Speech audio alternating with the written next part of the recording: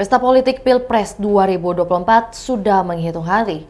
Manuver politik mulai gencar. Terbaru pertemuan khusus Presiden Jokowi dengan Ketua Umum Partai Demokrat, Agus Harimurti Yudhoyono (AHY) di Yogyakarta Minggu 28 Januari 2024 ikut disorot. Koordinator Staf Khusus Kepresidenan Ari Dwi Payana mengungkap isi obrolan dua tokoh politik tersebut. Ia menerangkan pertemuan Presiden Jokowi dengan AHY ini membahas ragam isu, mulai dari persoalan kebangsaan sampai situasi perpolitikan saat ini.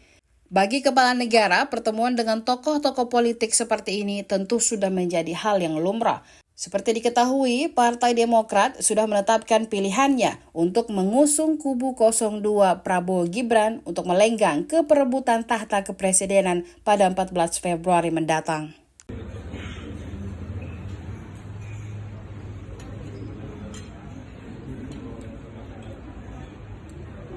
Itulah tadi berita hot news kita pada hari ini. Saksikan berita hot news lainnya hanya di kanal YouTube dan Facebook Tribun Timur. Download Tribun X sekarang. Menghadirkan lokal menjadi Indonesia.